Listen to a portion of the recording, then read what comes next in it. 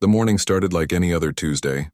Commander Jake Morrison stood near the big windows of the space station, drinking his coffee. He liked this quiet time before the day got busy. The Earth looked beautiful from up here, blue and green and peaceful. Jake had been working at Defense Station Alpha for 3 years now. Nothing exciting ever happened.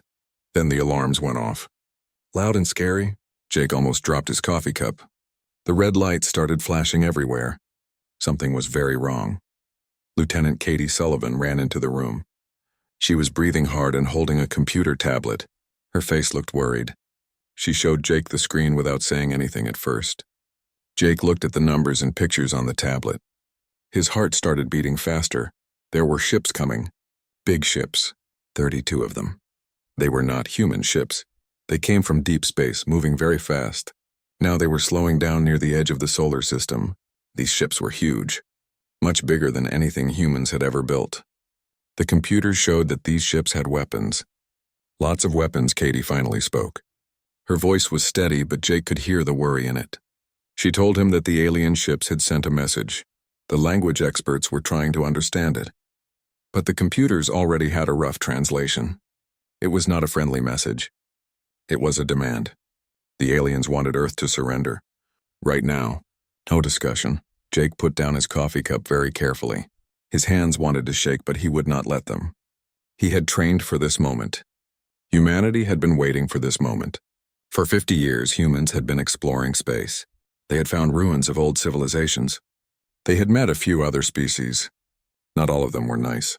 So Earth had prepared. They had made plans. They had built defenses. And they had studied every piece of alien technology they could find. Jake told Katie to contact General Patricia Brooks. She was the head of all Earth's military forces. He also told Katie to wake up Dr. Henry Chen. Henry worked in the weapons laboratory.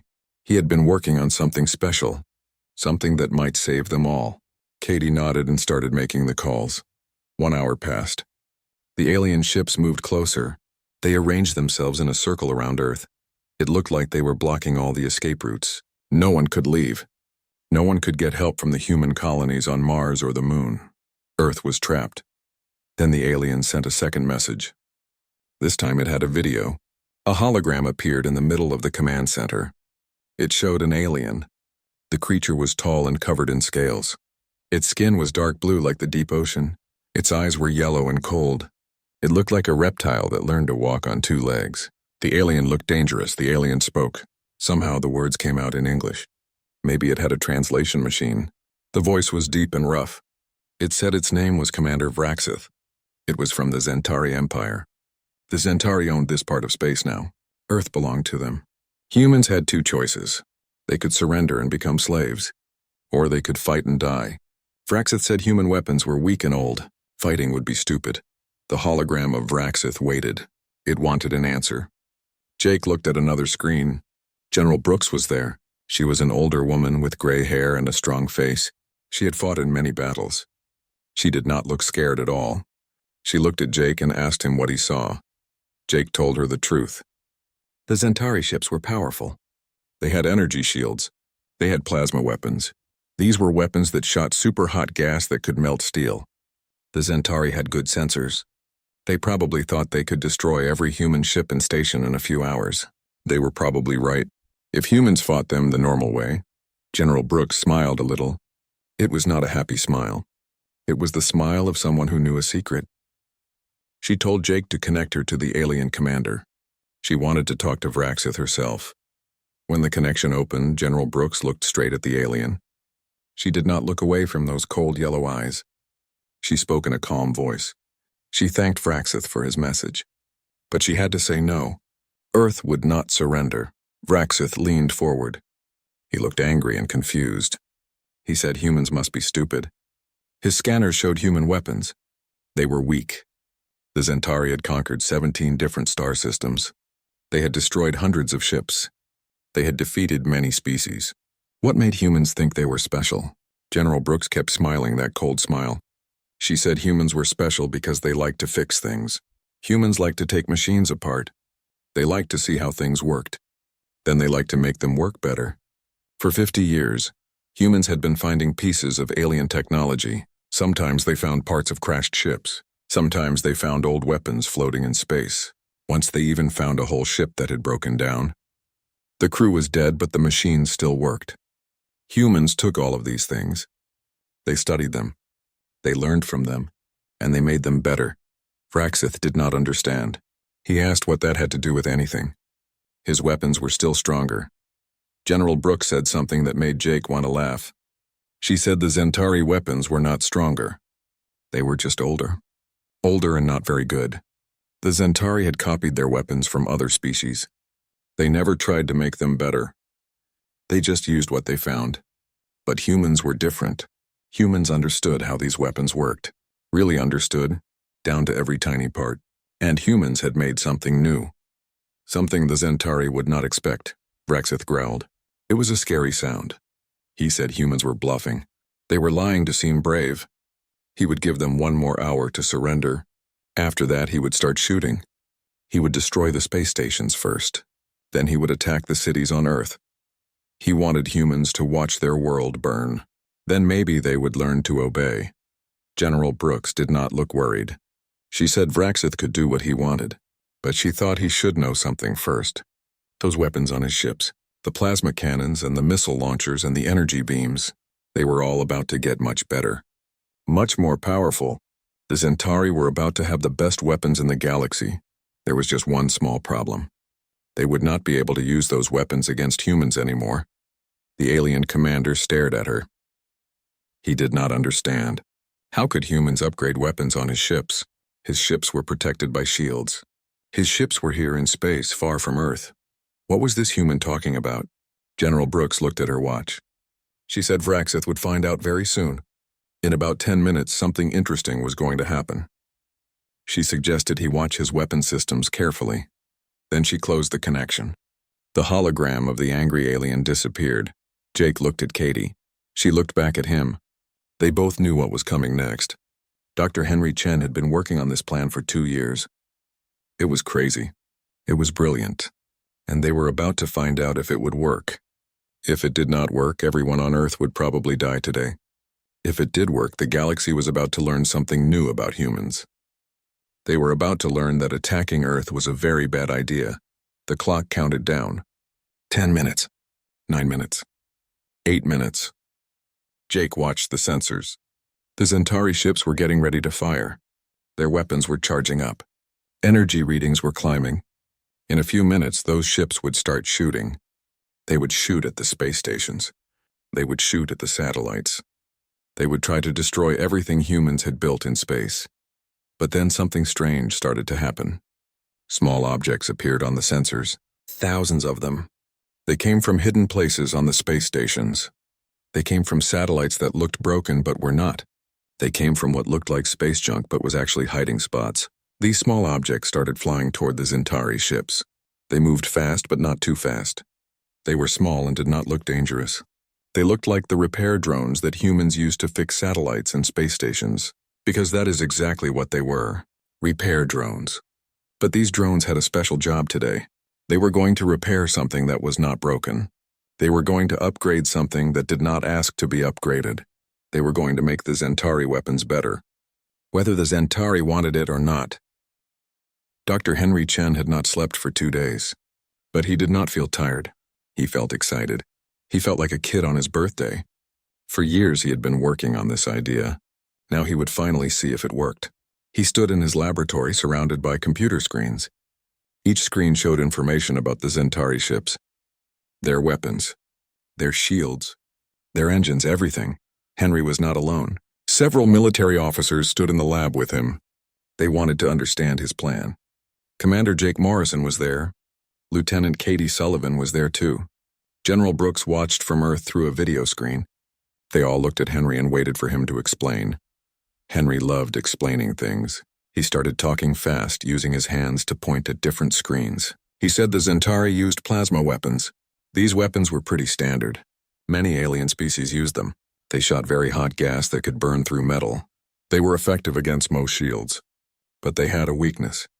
The plasma had to be held in place by magnetic fields. These magnetic fields could be affected by certain frequencies. The right frequency could make the whole system stop working. Jake asked if Henry could disable the Zentari weapons. That would be helpful. If the aliens could not shoot, they could not hurt anyone. Maybe they would just leave. Henry smiled big. He said he could do better than disable them. He could upgrade them. Make them stronger. Make them better. Make them amazing. Katie looked confused. She asked why they would want to make enemy weapons stronger. That seemed like a bad idea. A very bad idea. Henry pulled up a new image on the screen. It showed the inside of a Zentari plasma cannon. He explained that 3 years ago, humans found a Zentari ship floating near Neptune. It was a scout ship, small. The crew had died. Something went wrong with their reactor and they could not breathe. But the ship was still intact. The weapons still worked. Humans brought that ship back to Earth.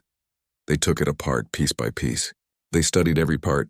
They learned how Zentari technology worked, and what they found was interesting. The Zentari had good technology, but it was not great technology. It worked, but it was not efficient. The weapons wasted a lot of energy. The aiming systems were slow. The range was limited. Humans saw all these problems, and humans knew how to fix them. Not just fix them, improve them. Make them much better than the original design. Henry showed them the drones, small flying machines. Each one was about the size of a basketball. They had tools and sensors and tiny computers. Humans used drones like these to repair satellites. They used them to fix the outside of space stations. The drones were smart. They could find problems and fix them without humans controlling every move. But these drones had a special program. Henry had spent 2 years writing this program. It taught the drones how to interface with Zentari technology, how to find the weapon systems, how to upgrade them. The drones would fly to the alien ships. They would attach to the hull. Then they would find a way inside. The Zentari shields were designed to stop weapons and large objects. But the shields had to let small repair equipment through.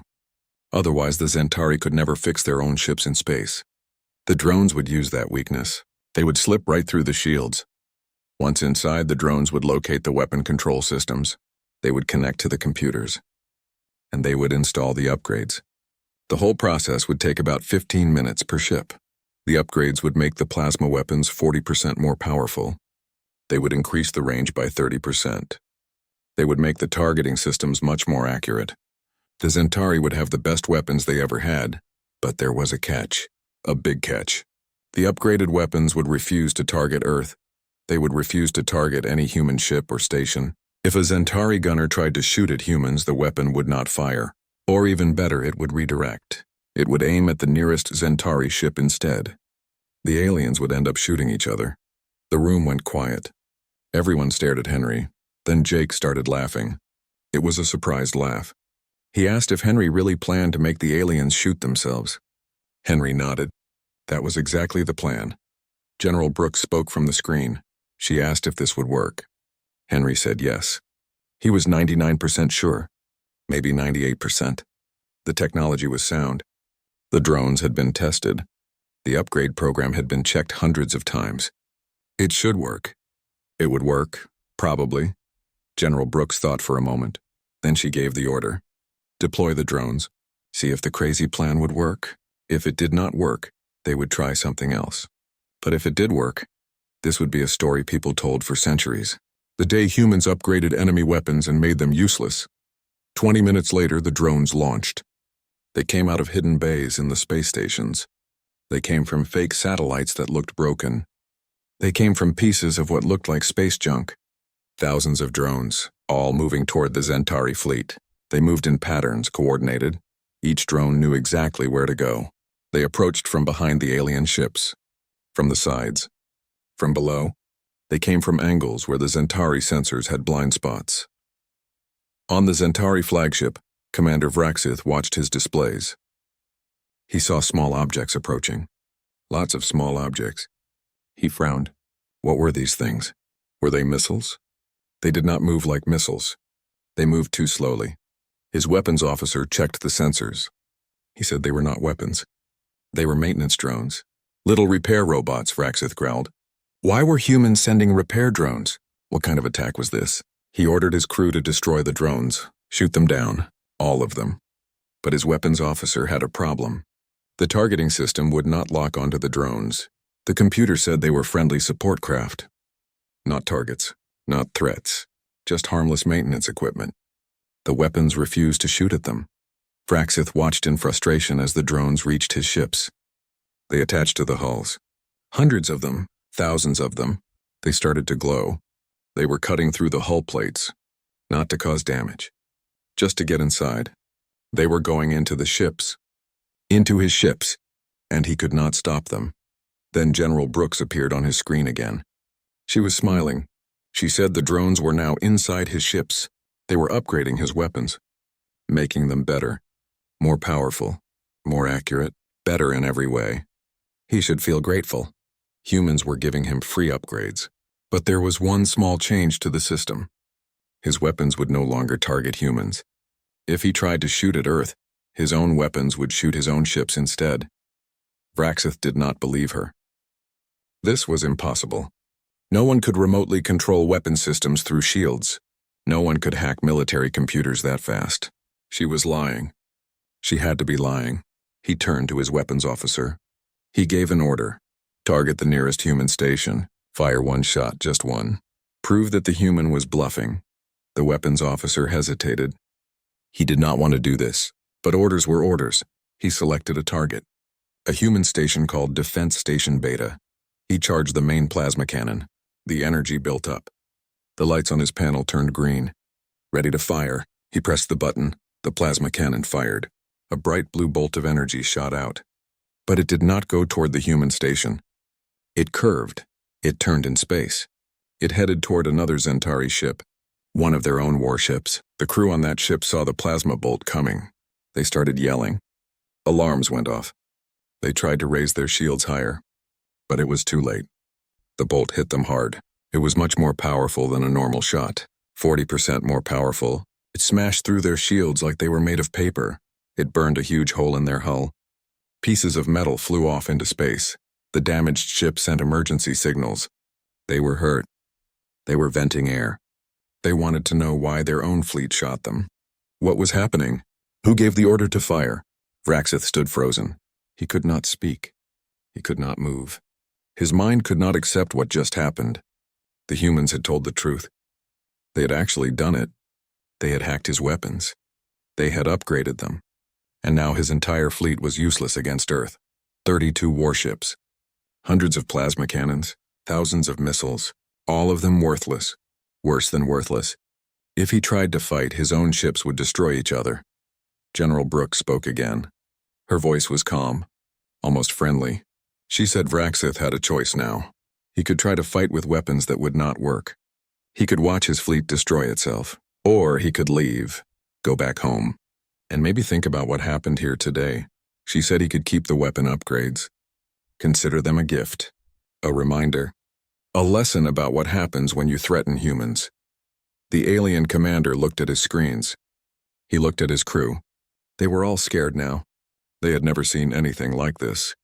They thought the Zentari were the strongest, the smartest, the best, but these humans had beaten them without even fighting. These humans had turned their strength into weakness, made their weapons into toys. Vraxith felt something he had not felt in many years. He felt helpless, and he did not like it at all. The next few hours were tense. Commander Vraxith sat in his command chair on the flagship. He did not move. He did not speak. His crew kept looking at him, waiting for orders. But he had no orders to give. What could he do? His weapons were useless. His mighty fleet was helpless. His second officer finally spoke. She was brave to speak when Vraxith was this angry. She said they should run diagnostics on all the ships. Check every system. Maybe they could find a way to reverse what the humans did. Maybe they could fix the weapons, make them work properly again. Vraxith nodded slowly. It was a good idea. He gave the order. Every ship in the fleet started running tests. Their engineers looked at the weapon systems. They checked the computers. They examined the hardware.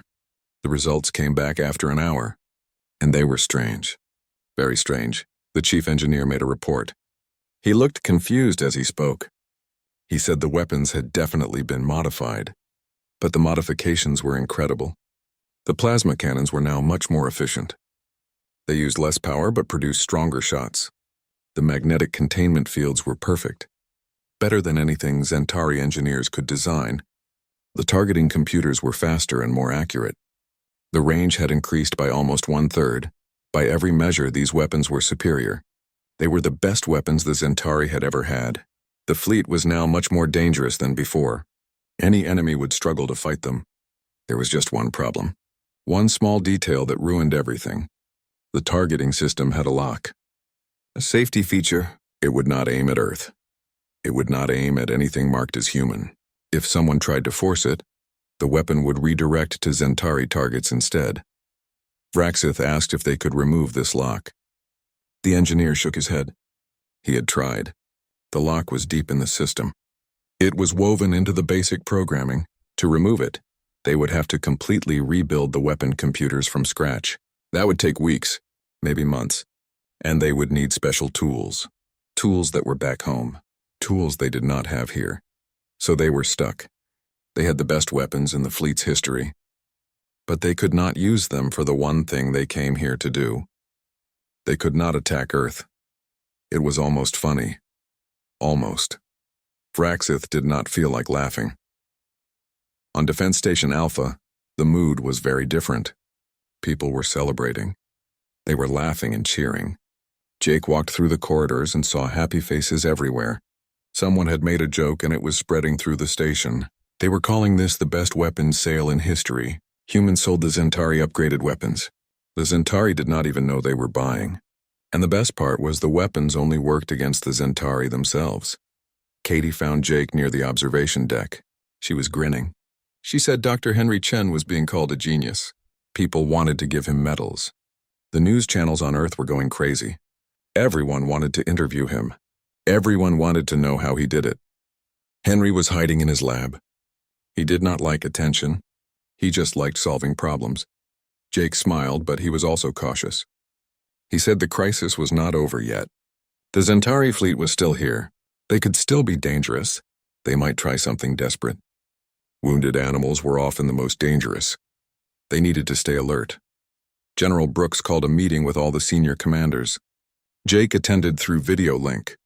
The general wanted to discuss what happens next. The Centauri had been humiliated. Their pride was hurt, but they still had ships. They still had soldiers. They could try to board the space stations, send troops to take them over by force, or they could try to ram their ships into Earth targets, suicide attacks. It had happened before in other wars. Dr. Henry Chen was also at the meeting. He said boarding parties were not a big worry. The Centauri would find that their airlocks would not open near human stations. Their ships were designed with safety systems. Those safety systems now recognized humans as friendly. The ships would not let Centauri soldiers out if it meant attacking friends.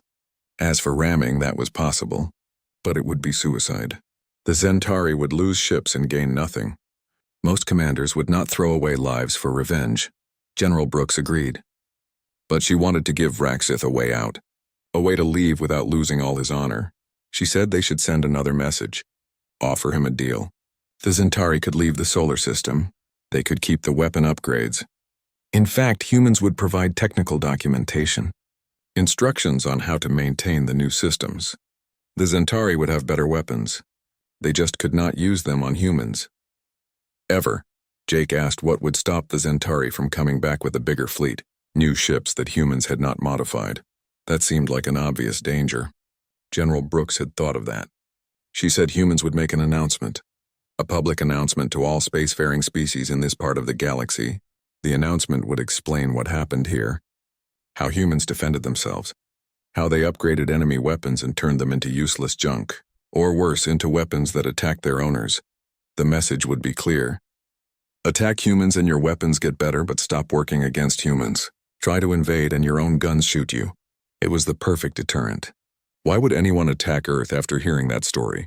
It would be stupid, wasteful, embarrassing. Better to trade with humans. Better to be friends. Better to ask nicely for technology sharing instead of trying to take it by force. Katie spoke up. She said this could change everything. For thousands of years, space wars were about who had the bigger guns, who had the stronger shields. But humans had introduced a new factor: technical understanding. The ability to hack and modify enemy systems. It was like bringing a computer expert to a sword fight. The swords might be sharp, but the computer expert could make them cut their owners instead. Henry added that humans had one big advantage. They were curious. They liked to learn. They liked to experiment. Many alien species found a technology that worked and just used it forever. They never questioned how it worked. They never tried to improve it. But humans always asked why. How does this work? Can we make it better? Can we make it smaller, faster, cheaper, stronger? That curiosity led to understanding, and understanding led to control. General Brooks made her decision. She would send the offer to Vraxith. She would also start preparing the announcement to the galaxy. But first, they needed to wait. Give the Zentari commander time to think. Time to realize he had no good options. Time to accept that he had been beaten by a species he thought was primitive. 2 days passed. The Zentari fleet stayed in orbit around Earth. They did not move. They did not attack. They just waited. Inside the ships, Vraxith was having many meetings with his officers. Some wanted to fight anyway. Use the boarding parties. Ram the stations. Die with honor. Others wanted to leave immediately. Cut their losses. Go home and pretend this never happened. A few suggested negotiating. Maybe they could get something useful out of this disaster. Vraxith listened to everyone. He was angry. He was embarrassed. But he was also smart. He had survived many battles by knowing when to fight and when to retreat. This was a time to retreat. But he wanted something in return. Something he could show his leaders back home. Something that would make this failure less terrible. He opened a communication channel to General Brooks. When her face appeared on the screen, he spoke carefully. He said he was willing to withdraw his fleet. But he had conditions. First, he wanted the technical documentation for the weapon upgrades. Not just for the weapons his fleet had, but for other Zentari weapon types too. Second, he wanted a non-aggression treaty. A formal agreement that humans and Zentari would not fight each other. Third, he wanted this meeting kept secret. He did not want the whole galaxy to know exactly what happened here. Some details could remain private. General Brooks considered his requests. The technical documentation was fine. Humans could share that. It would actually help their long-term plans. If the Zentari had better weapons that did not work on humans, that was good for Earth. The non-aggression treaty was also acceptable. Humans did not want war. They just wanted to be left alone to develop in peace. But the secrecy was tricky. She told Vraxith she would agree to modified secrecy. Humans would not share all the details. They would not explain exactly how the upgrades were installed. They would not make Vraxith look foolish, but they would share the basic story. That the Zentari attacked Earth, that their weapons were upgraded, that they chose peace over war. That could actually make Vraxith look wise. He had the strength to recognize a superior technology, the wisdom to make peace, the intelligence to gain advantages from defeat. Vraxith thought about this. It was better than he expected. He could work with this story. He agreed the fleet would withdraw. The treaty would be signed. And maybe, just maybe, the Zentari Empire could learn something from this experience. Maybe they could change. Maybe they could be something more than just conquerors. 3 days later, the Zentari fleet left the solar system. They turned their massive ships around and accelerated away. Humans watched them go. There was relief. There was joy. But there was also caution. This was just the first test. Other species would hear about what happened. Some would be scared of humans. Some would want to be allies. Some would want to test if the story was true. The galaxy was about to get very interesting. 2 months passed after the Zentari left. Life started returning to normal on Earth and the space stations. But normal had changed. Everything had changed. The world knew now that aliens were real, that some of them were dangerous, and that humans could defend themselves in surprising ways. Commander Jake Morrison had been promoted. He was now Admiral Jake Morrison. He got a new uniform with more medals. He got a new office with a better view. And he got a lot more responsibility. General Brooks had chosen him to lead a new project, the Terran Outreach Initiative. It was a fancy name for a simple idea. Go out into space, meet other species, make friends, share technology, build alliances. Jake was not alone in this job. Lieutenant Katie Sullivan got promoted too. She was now Commander Katie Sullivan. She would be Jake's second in command. Dr. Henry Chen joined the team as Chief Science Advisor. And there were diplomats, linguists, engineers, soldiers, and dozens of other specialists. They all had one mission, Show the galaxy that humans were good neighbors. Helpful neighbors. Neighbors you wanted to be friends with. The team got a new ship. A big one. It was called the TDS Unity. TDS stood for Terran Diplomatic Service. The Unity was not a warship. It had weapons, but not many. It was designed for long trips. For carrying lots of people and equipment.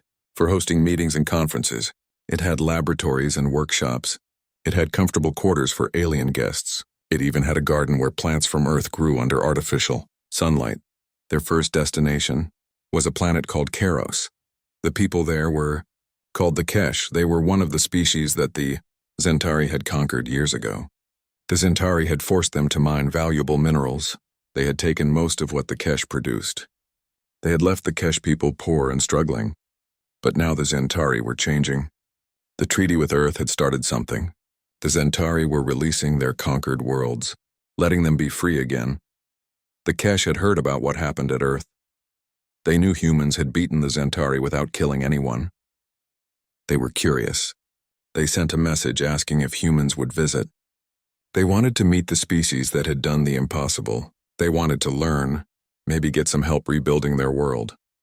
When the Unity arrived at Keros, Jake was amazed by what he saw. The Kesh looked nothing like humans. They were tall and thin. Their skin was gray with blue patterns. They had 4 arms. Their eyes were large and dark. They moved gracefully, almost like dancers. But despite looking so different, they seemed friendly. They greeted the humans with enthusiasm. They offered food and drink. They asked hundreds of questions. The leader of the Kesh was named Velen. She was old and wise. She had lived through the Zentari occupation. She had seen her people suffer. Now she wanted to make sure it never happened again. She asked Jake directly, could humans help the Kesh defend themselves? If the Zentari came back or if some other empire decided to invade, could the Kesh fight them off? Jake explained the human philosophy. Humans did not want to build weapons for others. Weapons could be used for bad things. Weapons could start wars, but humans would help build defenses, shields to protect ships and cities, sensors to detect enemies coming, communications to call for help.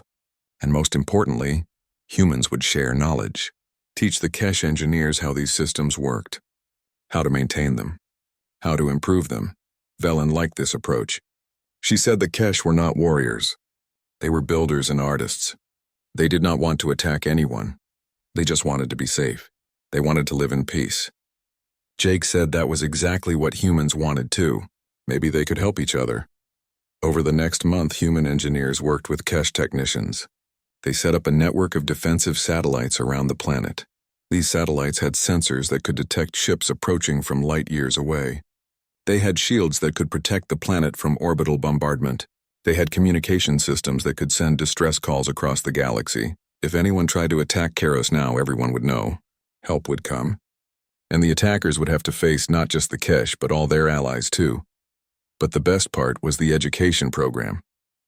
Henry Chen taught classes to Kesh scientists. He explained how the technology worked. Not just what buttons to push, but the real science behind it. The physics. The mathematics. The engineering principles. He said understanding was more important than tools. Tools break, tools become outdated, but understanding lasts forever. Understanding lets you create new tools, better tools the Kesh learned quickly.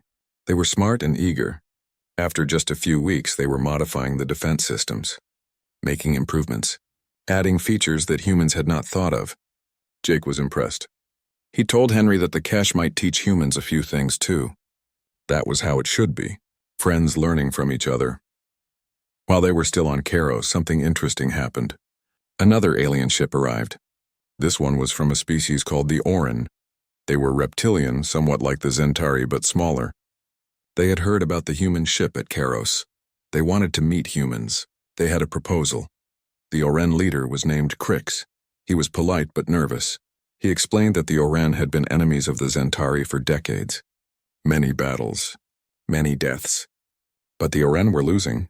The Zentari had better technology. Now the Zentari were changing, becoming peaceful. That was good. But the Oren still had enemies, other threats. They needed better defenses.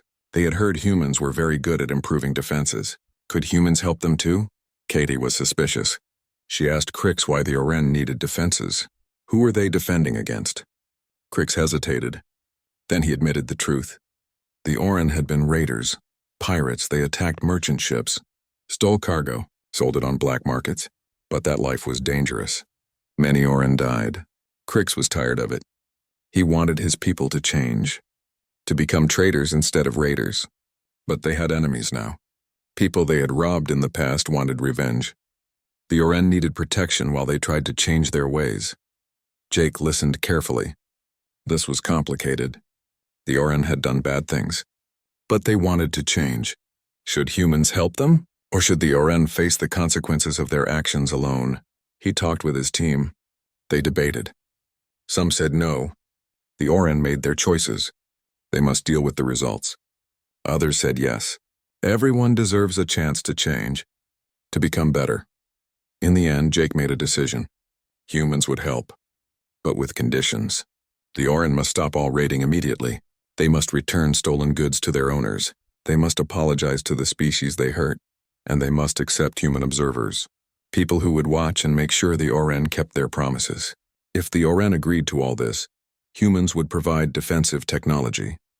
Not weapons, just defenses and education, knowledge to help them build a legitimate economy. Crix thought about it for a long time. Then he agreed. It would be hard. Many Oran would not like these conditions. But Crix believed it was the right path, the only path that led to a real future. He signed the agreement. The Oran would change, and humans would help them. News of these agreements spread fast.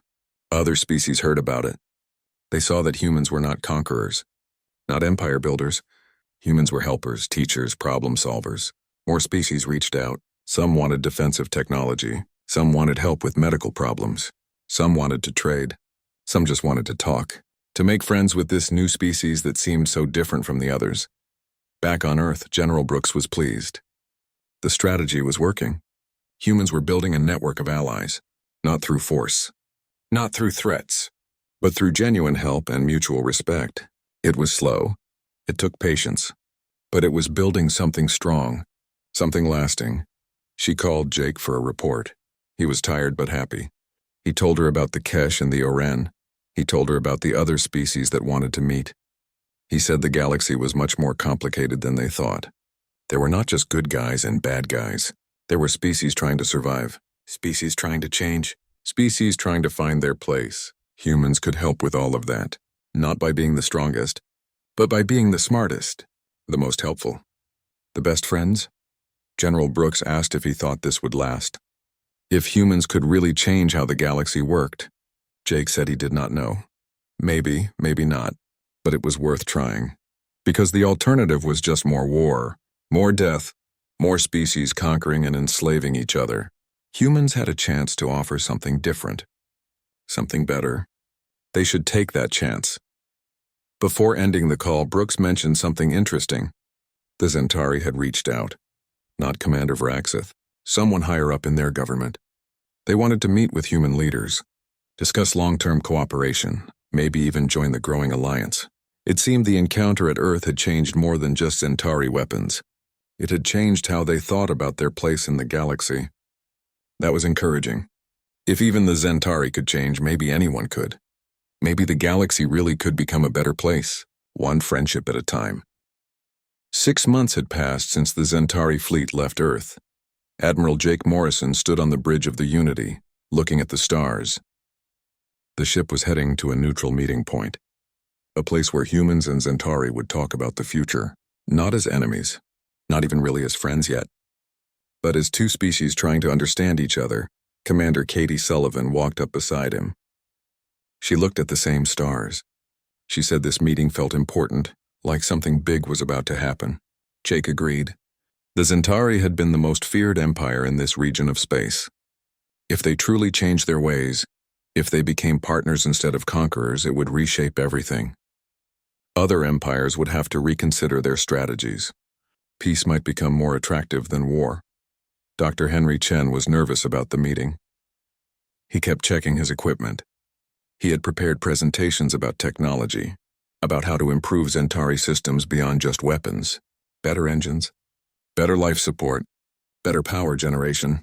He wanted to show the Zentari that cooperation offered more than conquest ever could, but he worried they would not understand. Or worse, that they would pretend to understand while secretly planning revenge. Katie told him to relax. She said the Zentari had too much to lose now. Word had spread across the galaxy about what happened at Earth. Every species knew that attacking humans was pointless. Your weapons would get upgraded and then stop working. The Zentari could not afford another embarrassment like that. They needed this alliance. They needed to show they could adapt and change. The meeting station came into view. It was new, built specifically for this conference. Several species had contributed to its construction. The Kesh designed the beautiful exterior. The Oren provided security systems. Humans supplied the technology for the conference rooms. Even the Zentari had sent materials. It was a symbol of cooperation, a place where different species could meet as equals. When the Unity docked, Jake and his team were greeted by representatives from many worlds. Everyone wanted to watch this meeting. Everyone wanted to see if the Zentari would really change. If this worked, it could be a model for resolving conflicts across the galaxy. If it failed, things might get worse. The Zentari might return to their old ways, or worse, they might seek revenge against humans for humiliating them. Commander Vraxith arrived with a small delegation. Jake recognized him immediately. The same scaled skin, the same cold eyes, but something was different. Vraxith looked tired, older. The weight of what happened seemed to be pressing down on him. He approached Jake and bowed slightly. It was a gesture of respect, something Vraxith would never have done before. They moved to a private conference room, just the two of them at first. Jake wanted to talk without an audience. Vraxith sat down slowly. He looked at Jake for a long moment. Then he spoke. His voice was quieter than before, less arrogant. He said the past 6 months had been difficult. His superiors back home were angry at first. They wanted to punish him for failing. But then they looked at the data. They saw the weapon upgrades. They realized humans had made their fleet stronger even while making it useless against Earth. That changed everything. The Zentari government started asking questions. If humans could do this to weapons, what else could they improve? What about engines? Medical technology? Food production? The Zentari Empire had conquered many worlds, but they had not actually improved life for anyone, including their own people. They had power but not prosperity, strength but not satisfaction. Maybe there was a better way. Jake listened carefully. He asked what Vraxith wanted. What did the Zentari hope to gain from this meeting? Vraxith explained that his government wanted to transform the Empire into a federation. Release the conquered worlds. Let them govern themselves, but maintain relationships based on trade and mutual defense. They wanted human help in making this transition. Technology, yes, but also advice. Humans had done something similar centuries ago. Different nations on Earth learning to work together. Maybe the Zentari could learn from that experience. Jake was surprised. This was more than he expected. He asked if Vraxith really believed his people could change so much. Vraxith said he had to believe it. The alternative was decline. Other species were forming alliances with humans, getting better technology, better defenses. The Zentari advantage was disappearing. In 10 years, maybe 20, the Empire would be surrounded by stronger neighbors. They would become the weak ones, the ones being threatened. Better to change now while they still had leverage. While they could negotiate from a position of some strength, Jake appreciated the honesty. He said humans would help, but there would be conditions. The Zentari had to release all conquered worlds immediately, not gradually. Now, they had to allow human observers to verify the transition. They had to agree to binding arbitration for disputes. And most importantly, they had to commit to defensive technology only. No more weapons of conquest. No more invasion fleets. If they agreed to these terms, humans would share knowledge freely. Help improve Zentari civilization. Teach them everything humans had learned about cooperation and peaceful development. Vraxith closed his eyes. Jake could see the internal struggle. Pride fighting with pragmatism. The warrior resisting the diplomat. Finally, Vraxith opened his eyes and nodded. He agreed. The Zentari Empire would become the Zentari Federation. Former subjects would become equal partners. Humans would help guide the transition. It was a complete reversal of everything the Zentari had been, but it was necessary. Vraxith could see that now. The formal negotiations took 3 days. Lawyers and diplomats from many species worked on the treaty. Every word was debated. Every clause was examined. But in the end, they had an agreement. A real one. The Zentari Federation would be born. 23 worlds would gain their freedom, and humans would help rebuild.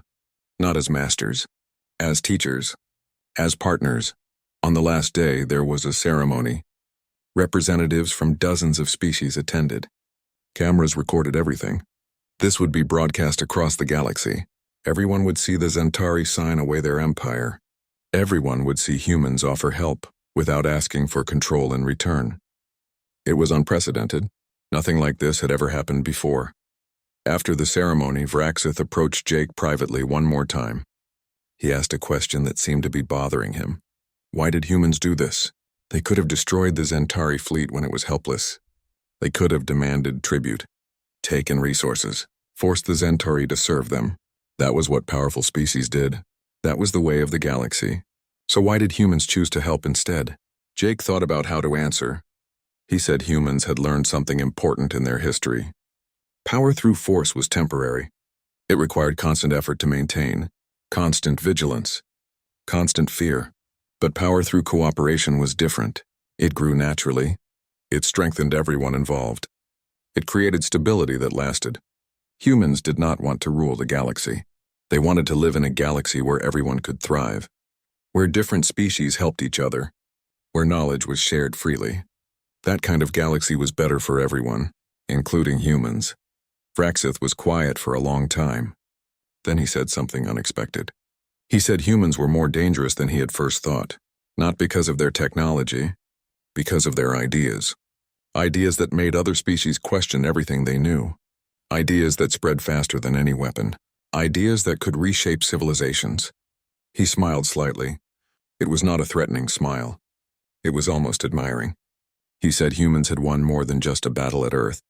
They had won something much more important. They had won the future. The Unity left the meeting station with many new friends. Katie looked at the list of species that wanted to meet with humans. It had grown to 47. All different. All with different needs and concerns, but all interested in this new way of doing things. This human way. She asked Jake if he thought it would last. If this cooperation would survive when real problems arose. When resources got scarce. When old hatreds resurfaced, Jake did not know. He said no system was perfect. There would be challenges, failures, disappointments, but that was okay. Humans had failed many times in their own history. They had fought terrible wars, made horrible mistakes, but they learned. They improved. They tried again. Maybe that was the real human strength, not the technology, not the cleverness, but the willingness to keep trying, to believe that tomorrow could be better than today, to work toward that better tomorrow even when it seemed impossible. Henry joined them on the observation deck. He had been analyzing the data from the negotiations. He said something interesting was happening. The species that worked with humans were starting to work with each other. The Kesh and the Oren had opened trade talks. 3 other species were planning a joint research project. The network was growing naturally, organically. Humans had planted a seed. Now it was growing into something bigger than anyone expected. A true galactic community based on cooperation rather than domination. Jake looked out at the stars. Somewhere out there on thousands of worlds, people were living their lives. Working, loving, dreaming. Most of them had no idea that the galaxy was changing, that a new way was emerging. But eventually they would notice. They would see fewer wars, more prosperity, more possibilities, and maybe they would wonder. 5 years had passed since that first encounter with the Zentari. Admiral Jake Morrison was older now, gray hair starting to show at his temples, lines around his eyes from smiling and squinting at computer screens, but he felt younger than ever. He had purpose, he had hope, and he had friends all across the galaxy. The Unity was docked at a massive station called Unity Hub. Humans had built it together with 17 other species. It floated in neutral space, belonging to no one and everyone at the same time. It was a place for meetings, for trade, for cultural exchange. It had gardens with plants from dozens of worlds, restaurants serving food from across the galaxy, libraries filled with knowledge from countless civilizations. It was exactly what Jake had hoped the future would look like. Commander Katie Sullivan, now Captain Katie Sullivan, ran the daily operations of the hub. She loved it. Every day brought something new.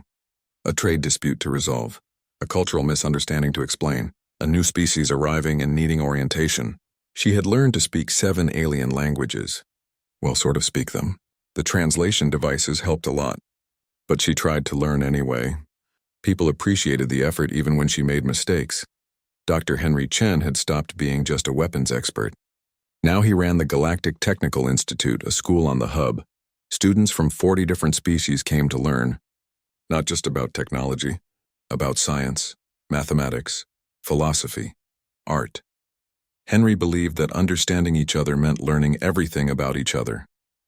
Not just the practical stuff, the cultural stuff too. Why people thought the way they did. What they valued. What they feared. The Zentari had changed the most. The transformation from Empire to Federation was difficult. Some Zentari refused to accept it. They tried to rebel. They wanted the old ways back. But most Zentari, especially the younger ones, embraced the change. They were tired of being feared and hated. They wanted to be respected. Admired even. And slowly it was happening. Other species still remembered the old Zentari, but they were starting to see the new Zentari too. The ones who built instead of destroyed, who cooperated instead of conquered. Vraxith had retired from military service. He was old now. His scales were fading to a lighter blue. He moved slower, but his mind was still sharp. He had become an advisor, a teacher. He traveled to different worlds and talked to young people. He told them about the old ways and why they failed. He told them about the new ways and why they worked better. Some people called him a traitor. Others called him a visionary. He did not care much about either label. He just wanted to make sure the mistakes of the past were not repeated. Jake met with Vraxith regularly. They had become something like friends, an odd friendship between a human and a Zentari, between someone who had almost destroyed Earth and someone who had stopped him. But that was the past. They focused on the future now, on what could be built rather than what had been broken. One day, Vraxith asked Jake an interesting question. He asked if humans had known what would happen when they upgraded the Zentari weapons. Had they planned all of this? The alliances, the changes, the new galactic order? Or had it been luck? Jake laughed. He said no, humans had not planned any of this. They just wanted to defend themselves without killing anyone. They wanted to show the Zentari that attacking Earth was pointless. Everything else happened because of how people reacted. Other species saw what was possible. They saw a different way to handle conflicts. A way that did not require death and destruction. And they wanted to try it. Humans did not create the change. They just showed what was possible. Everyone else did the actual changing. Vraxith thought about this. He said humans were lucky then, lucky that the galaxy was ready for change, ready for something different. If they had tried this 100 years earlier, it might not have worked. Species were more stubborn then, more set in their ways. But the timing was right. The universe had given humans a chance, and they took it, Jake agreed. Luck played a part, but so did choice. At every step, humans chose cooperation over domination. They chose to teach rather than control. They chose to make friends rather than subjects. Those choices mattered. They shaped how things developed. Maybe with different choices, everything would have gone wrong. Wars might have started. Alliances might have failed. The galaxy might have become more divided instead of more united. The hub hosted a ceremony that day. It marked the 5th anniversary of the first contact between humans and Zentari. Representatives from 63 species attended. That number amazed Jake. 5 years ago, humans barely knew that aliens existed. Now they had relationships with dozens of civilizations, trade agreements, defense pacts, cultural exchanges, research partnerships. The galaxy had become a much smaller place. General Patricia Brooks gave a speech. She was very old now, retired officially but still influential. She talked about the journey that brought them here, the fear when the Zentari arrived, the desperate gamble of upgrading their weapons, the nervous hope as alliances formed, and now the cautious optimism for the future. She said humanity had learned that strength came in many forms, not just weapons, not just shields, but ideas, cooperation, understanding. These were the real powers that shaped the galaxy. After the speech, there was a celebration. Music from different worlds, food from countless cultures, dancing in styles that looked strange but felt joyful. Jake watched it all from a balcony. He saw humans talking with Zentari, Kesh trading stories with Orin, species that had been enemies now laughing together. It was not perfect. There were still problems, still conflicts, but the overall direction was positive. Things were getting better. Katie joined him on the balcony. She brought 2 glasses of something blue that apparently was very popular on 3 different worlds. She said Henry had been analyzing the data. The galactic economy had grown by 40% in 5 years. Wars had decreased by 70%. Life expectancy was up on most worlds. Education rates were climbing. By every measure, the galaxy was healthier than it had been in centuries. Maybe ever. Jake sipped the blue drink. It tasted sweet and a little spicy. He asked Katie if she ever thought about that morning 5 years ago. When the alarms went off, when they saw the Zentari fleet approaching, when they thought Earth might be destroyed. Did she ever wonder what would have happened if they had made different choices? Katie said yes, she thought about it sometimes. They could have tried to fight conventionally. Probably would have lost. Earth might be a Zentari colony now. Or they could have hidden, shut down the stations, made Earth look abandoned. The Zentari might have left. But then humans would be living in fear, hiding from the galaxy, cut off and alone. Instead, they took a risk. A crazy risk. They faced the threat with creativity instead of violence. And it worked. Not just worked. It started something amazing. Jake looked down at the celebration. He saw young people from different species playing together. They had grown up in this new galaxy. They did not remember the old ways. To them, cooperation was normal. War was ancient history, something their grandparents talked about. These young people would build the future, and their future would be different from anything that came before. He thought about his own grandchildren back on Earth. They were learning alien languages in school. They had friends from other worlds through video chat. They dreamed of visiting other planets, exploring the galaxy, maybe even discovering new civilizations. Their world was so much bigger than his had been at their age. So much more full of possibility. Henry found them on the balcony. He was excited about something. He said a new species had just made contact. They lived very far away, beyond the explored regions. They had heard stories about the hub, about humans and the weapon upgrades, about the peaceful alliance. They wanted to visit. They wanted to see if it was all true. If such a place really existed, Jake smiled. He told Henry to send an invitation. The hub was open to everyone who came in peace. That was the rule. The only rule, really. Come in peace and you are welcome. Simple. Clear. And so far it worked. That night Jake had trouble sleeping. Not because he was worried. Because he was thinking. 5 years ago, aliens came to attack Earth. They expected humans to surrender or die. Instead, humans laughed. They upgraded the enemy weapons and made them useless. It was such a simple idea, such a human idea. Take a problem and turn it into a solution. Take a threat and turn it into an opportunity. Take weapons and turn them into a joke. That one act had changed everything. It showed the galaxy that there were other options. Other ways to resolve conflicts. Other paths forward. And people chose to follow those paths. Not everyone. Not all at once. But enough. Enough to make a difference. Enough to start something that kept growing. Jake got up and went back to the balcony. The hub never really slept. There were always people moving around. Always lights on somewhere. Always conversations happening. It was alive, vibrant, full of energy and hope.